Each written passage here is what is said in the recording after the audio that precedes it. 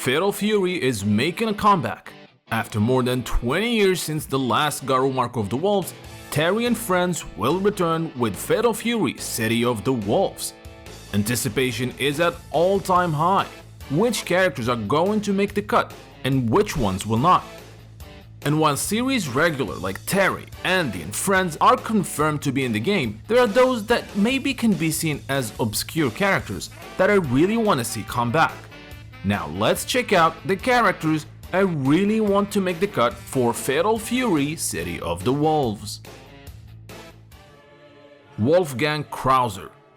One of the most recognizable bosses of all fighting games, Wolfgun Krower was an instantly fan favorite since his debut as the big bad of Fatal Fury 2. He is Geese Howard's half-brother and royal descendant of the prestigious Stroheim family. While the character was playable in the Real Bout series, his last canonical appearance was in Fatal Fury 2. It is believed that Krower took his own life after losing to Terry. But if Geese can survive multiple falls from buildings, so does Krower.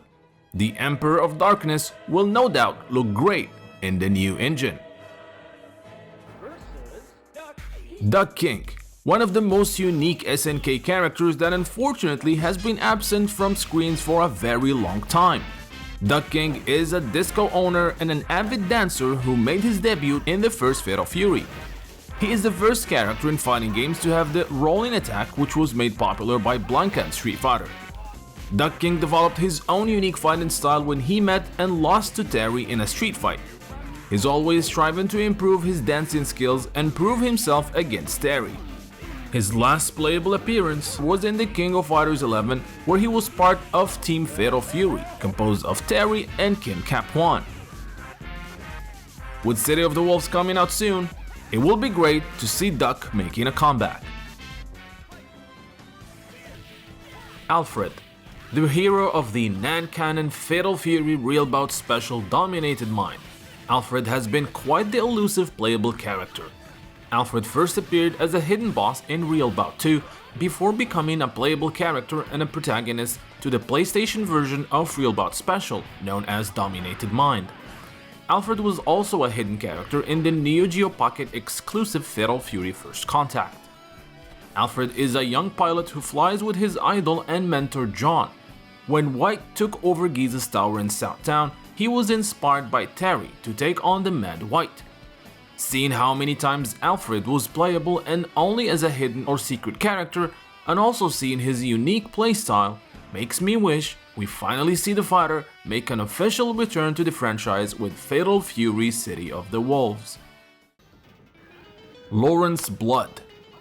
This brutish, sadistic matador fighter made a splash when he was introduced in Fatal Fury 2 as one of the game's bosses. He is the bodyguard to the game's final boss Krower. Lawrence is considered the best matador in Spain and maybe the world. He's also a master fencer.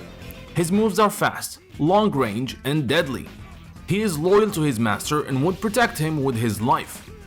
After Krower's defeat and apparent death, Lawrence disappeared and has not been heard of in a long time. Lawrence Blood was always a favorite of mine since I fought him in the Spanish bullfighting arena as a boss in Fatal Fury 2. With City of the Wolves bringing characters from both the old and new Fatal Fury games, let us hope that Lawrence Blood is one of them. Rick Stout.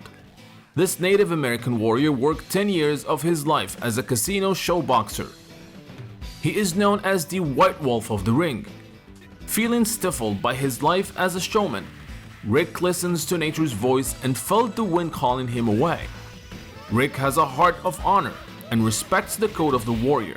He gets excited when he faces a worthy opponent and gets incredibly disappointed when the opponent is weak.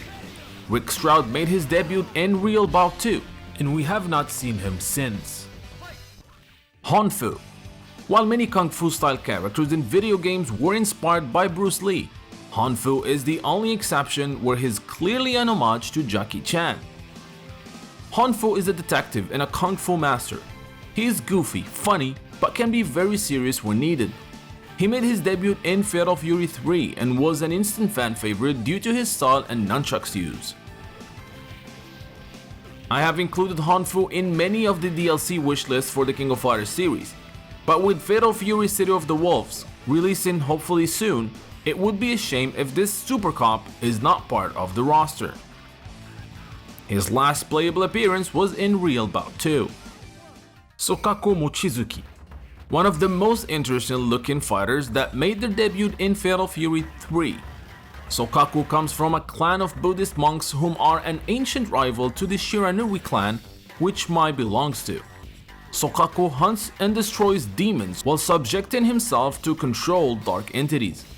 Sokaku is said to be one of the finest their clan has ever produced. He can summon ghosts, demons, and imps to aid him in battle. He can also create a mirror-like being like the Yara people. Sokaku's last appearance was Real Bout 2, and it would be great to see him make a comeback, especially with how cool the new engine for City of the Wolves look. Kuan K. After Garou Mark of the Wolves was released, SNK started working on a sequel, Garou 2. However, due to SNK filing for bankruptcy in 2000, the game was cancelled. We did not know much about the game until very recently when some sprite sheets were leaked, and the game producers Yasuyuki Oda and Nobuyuki Koroki talked about some of their plans for the cancelled sequel. One of the characters that was supposed to make their debut was a disciple for Joe Higashi. Both her idol sprite and concept art were later revealed.